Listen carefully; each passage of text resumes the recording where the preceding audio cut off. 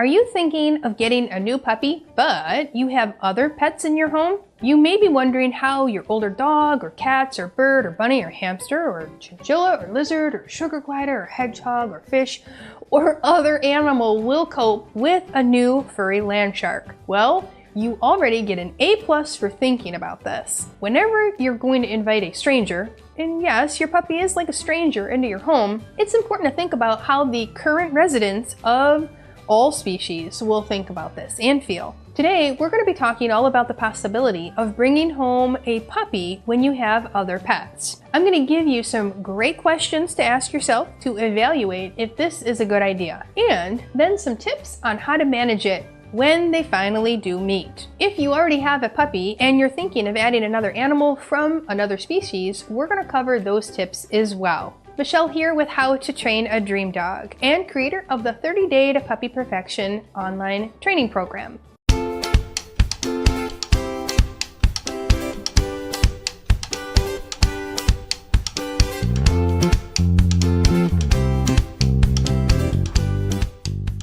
Now before we dig in, be sure to like this video and subscribe to my channel so that you stay up to date on these puppy training videos full of great information that you need. The hits just keep coming and you don't want to miss another one. Okay, let's talk about how to decide if adding a puppy to your current zoo is a good idea. Now the first question to ask yourself, how will my current animals feel about this new addition?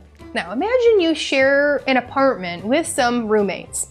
Would you like it if one of them brought home a new friend who showed up with a suitcase, a few boxes, and a stereo system in tow? And maybe he smells strongly like your least favorite soap. You'd be thinking, yeah, no way, we have to have a talk about this first. Well, if only we could do that with our animals. But we can't, so it's up to you, the human, to think it through for them. Now imagine you had this conversation with your current pets about adding in a new roommate. How would the conversation go? Okay, let's role play with my little friend Bubbles here. Bubbles, what do you think about getting a new puppy? What do you think? What's that? Oh, as long as they don't eat you, you're fine? Okay, that makes sense.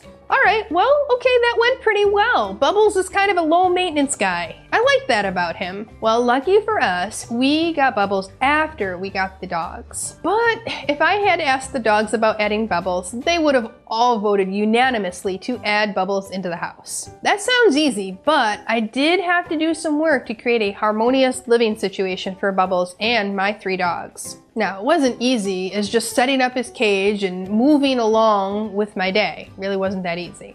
When Bubbles came into the house, we had to keep the other dogs away for a few days before we actually started the interactions. This gave the dogs time to smell Bubbles, that he was in the house, and it also let Bubbles smell that there were other animals in the house as well. Eventually, we introduced each dog to Bubbles one at a time for short periods of time. Now, Wesley and Harper, my standard poodle and my Great Dane, love to wander over to Bubbles' home and say hi. So the Bubbles addition went fine, but what if Bubbles was a bunny who had free roam of the house and the dog arrived after the bunny was well established? What if you have an older cat who has arthritis? Or maybe you have an older dog who sleeps like 95% of the day. So that leads me to the next question to ask yourself. What is the age and temperament of your animals currently in your home? So let's talk about age first, then we'll talk about the temperament. Now, if we're talking about another dog or a cat who's already in the home, age will play a pretty big role. Older animals sleep a lot and are not as interested in playing with a younger, more rambunctious dog. Definitely not as much as a new puppy has. The other thing that a lot of owners overlook is the animal's physical health. Many older dogs and cats have some arthritis or some general aches and pains. Having a young puppy who wants to jump and run and play and roughhouse could be physically uncomfortable for them. Even if the brain of the older animal says, okay, this is okay, I can have a little bit of fun with this crazy little creature, their body might disagree. Now, let's talk about that temperament. Are your current pets fairly confident? And have they been positively exposed to novel things, including dogs or puppies? Or are they a go with the flow kind of animal? Or maybe they're a little crotchety, maybe a little grumpy? If other pets have behavioral issues or don't adjust to change very well, this might not be the time to get a new puppy. Remember, once you go down this road of adding in a new addition to your family, it's pretty hard to go back. And sometimes, once that peace has been disrupted in your house, it won't ever return, even if that new addition is gone. This is something to consider, even if you're just going to foster or babysit a puppy. Even if your pets do well with, say, meeting new friends at the park. Change can be hard, especially when that change is happening right inside their house. I mean, it's kind of like bringing a new baby home. It changes the whole dynamic, even if it only takes up a small space. So the next question to ask yourself and to consider, will I still be able to meet my existing animals' needs? So remember that your animals who are already established in your home come first. So if you have a ferret who likes to have time out of his area, how's this going to work with a puppy? Now, we're going to talk about space in just a minute, but keep in mind that it's not fair to the existing animals to expect them to dramatically change their lifestyle, for the worse, in their mind, just because a new animal arrived. This is actually a double stress. The new animal, and now they have to share their space? If you have younger siblings, you probably know how that feels. Just think that one through a little bit and try to be empathetic to your existing animals. Now, let's talk about space. You're going to want to ask yourself, do I have enough space for my current pets and a new fur baby to coexist? It is important for everyone in the home, including yourself, to have their own safe space that they can relax and decompress in. It's one thing to invite a stranger into your home and you sit together at the kitchen table, but could you imagine that same stranger walking right past the kitchen table and going to your bed and climbing in it? Nope.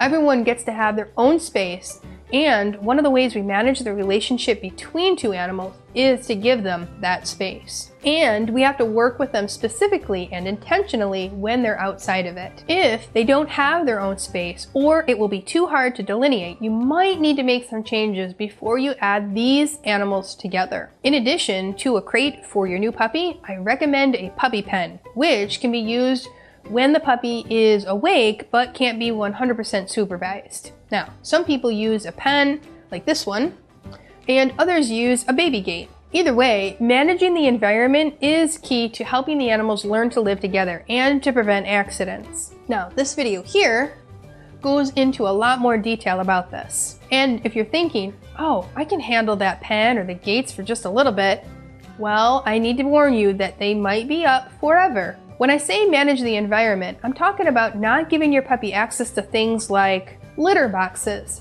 other dog crates or beds, bird cages, fish tanks, maybe gerbil or other rodent enclosures or habitats. Even if you're teaching impulse control, there are some temptations that are just too big for any dog to have to manage day in and day out. Now, a big part of managing impulses is restricting access to the trigger. So the more they can practice the habit of getting to that area, the harder it will be to train them. This means that once they get a lovely little snack out of the litter box, they're more likely to want more of it.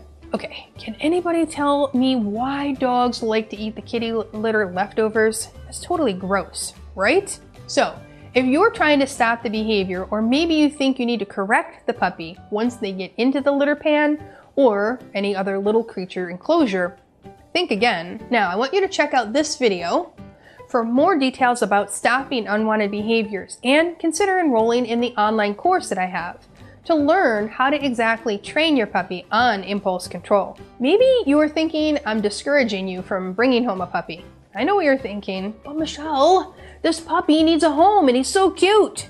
You're right. All puppies are fun and super adorable, but they bring a little bit of baggage. Now, I'm not trying to discourage you. I'm just trying to prepare you. Okay, next question to ask yourself. What kind of time will be taken away from my other pets? So when thinking about life with a new puppy, we tend to forget the stress that they can cause us humans. They do. Puppies take up a lot of time. And if you have other animals, be sure to think about whether you will have time to love and care for them while at the same time managing life with a new puppy. And if you're wondering what kind of time you might need, take a look at the sample schedule in the free new puppy starter kit. Now, the kit has all the best tips on potty training and the early days and weeks with your puppy. And the sample schedule can give you an idea of what you might expect when you have a young puppy. Just take a look at it and add in things that you have to do each day for you and also for your other animals. Does it work out? Can you balance it all? That link is in the description below this video. Now, many people make it work, so you probably can too. Just be sure to think ahead so that you're not surprised when it happens. Now, related questions to that one is, what kind of time will that leave me? Well, you might be wanting a puppy because of the love and joy that it brings you. And you're right, dogs are awesome companions, but they do require a lot of work to adjust to a human world. It is important to evaluate if you have time to work on that and if it leaves you time for your own mental and physical health. Now, I have a story for you that illustrates that. Last summer, feral kittens showed up in my backyard. And I thought, oh my goodness, how cute are they? But I was actually really glad that they were out there, not in here. We really aren't cat people. We're dog people in this house. And gerbil people. At the same time kittens showed up, a family of woodchucks also showed up, and they had about 4 babies. They are super destructive. They're getting into my gardens and digging crater-sized holes in the yard. So we actually set out to have a heart traps, since they are the most humane way to catch these critters, and our wildlife rehabilitator could rehome them when and if they got caught. Well, we caught a raccoon in one, definitely not a woodchuck. We let him go since they're actually really good at keeping the snakes and the mice away. And then a few days later, we went out to check the second one, and there was this tiny little gray fluff ball meowing and hissing. No mama in sight. That is not what I was hoping for. And that's how Ruby joined our home. Now, we looked for the mama cat, but soon realized that Ruby was here to stay, and we had better figure out how to manage this situation. And we gave her her own space in our master bathroom, since it was the only place the dogs didn't have access to. But it really wasn't ideal. And the dogs were clearly agitated that she was around. They could smell her, and we had a lot of work to do to introduce them so both species would remain calm with each other. And you can actually see my work on that in this video here. You'll see Ruby. But pretty soon I realized that Ruby was a lot of work, and I'm a dog trainer. You'd think I would be up for the task. But Ruby had a lot of energy that was unlike the other dogs that we worked with. She was a wild little thing, and she had a lot of energy. Did I mention that already? A lot of energy. She liked to get into everything. It was soon pretty clear that I either had to clear my schedule of a lot of things I was currently doing in order to work with Ruby, or Ruby needed to find someone who could give her just the right home. Now, we did do some work with her on a few training games, such as Sit and Target. This was really helpful when it came to meal times and trying to get her up into her cat tree for bedtime. But right about this time, my neighbor told me that they had recently had a longtime cat pass away. And my neighbors are totally cat people. They treat cats like their own children, with lots of love and spoiling. So they came over to meet Ruby and instantly fell in love with her. She really is a smart kitty, and she has a lot of personality. And so that's how Ruby came to me and also left. It really was a win-win for our home and for Ruby. Besides, one family member here is allergic to cats, so it worked out for everyone. And Ruby is living a life of a princess now. We could have made it work if we needed to, but I was realistic in my evaluation if it was right for both of us. Turns out the neighbors had a better situation for both of us. I still see Ruby, and she's doing great. Everything's great. So the moral of the story is that taking care of your own stress is important for many reasons. Let's face it, we can get crabby and we can get overtired and we can get stressed. Our pets don't understand what we're actually dealing with. They can, however, sense that we aren't the happiest, and that ends up causing them to be stressed as well. When animals are stressed, they may cause damage to themselves or to others or your home. Cats will pee outside of their litter boxes and sometimes even end up with urinary blockages, which can be life-threatening from all that stress. Birds pluck out their own feathers and they cause damage to themselves. And dogs bite and destroy things, and they run away, and the list goes on and on. I didn't want my stress about Ruby and her daily demolition of my bathroom, we'll call it, to affect my relationship with my dogs either. And I didn't want my dogs to feel stressed with the sudden and unexpected change that threw our house into an uproar. And Bubbles too. Now, we can't forget about Bubbles. I'm not sure he loves me as much as I love him though. Okay, another important consideration. I want you to think about, do my animals have any instinctual conflicts that I should keep in mind? Okay, it's really important to remember the natural instincts of the animals that you have. So if you have a bunny and you're planning to get a terrier or even a hound puppy, you could have a big problem and issue on your hands. That bunny will instinctively flee when the dog is around. The dog will instinctively chase. Yes, you can work on impulse control, but at some point you'll end up with a frustrated dog who can't pursue the things he loves to do. Chasing and even innocently investigating your other pets may be in good fun for a puppy, but it can lead to fear or even aggression from your other animals. So just consider how these animals interact with each other naturally and how that might work out in your home. So maybe after all these considerations, you still want to bring a puppy home. That's great. I'm glad that you want to bring a puppy home. I love puppies. Now, if you've been following me here on YouTube or our Facebook group or on Instagram and even now on TikTok, wink wink, you can find my handles for those platforms in the description below. You're gonna know that I've been actually working with dogs for over 20 years, and I love to help people with their puppy problems. So, how do you teach them to coexist or even love each other? Well, the first thing is to remember that you can't force them to love each other. Dogs are sentient beings. They have their own likes and dislikes. You can hope that a new puppy and an existing animal will eventually be friends, but you have to prepare yourself that that might not be the case. You may never love the roommate who smells like the bad soap. You may simply tolerate him until you go your separate ways. It can be a lot like that for our animals too, but there are some things you can do to help it along. Now, you're going to want to be proactive about introductions and make positive associations for both your well-established animals and your new puppy. Now, you can get some really good ideas from this video and apply it to your existing animals, even if they're another species. Keep in mind that it's very important that there are no unsupervised times together.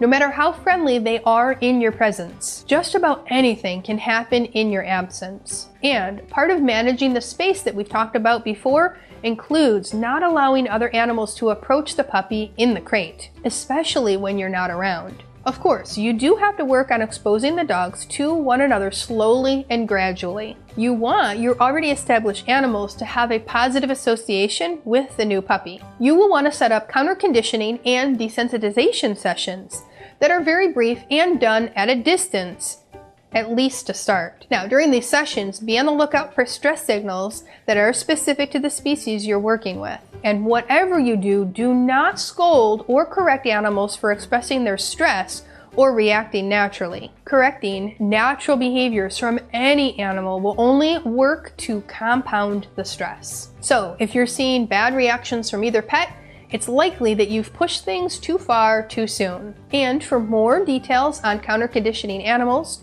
to a puppy, check out the video I mentioned earlier about introducing a puppy to a cat. Now, along with creating a positive association for your other pets, you want to be very intentional about keeping exposure positive and brief for your new puppy. Being presented to an animal they have never seen before, an animal who may or may not react calmly and positively, can be stressful for your puppy too. A negative introduction can have a lasting effect on their relationship.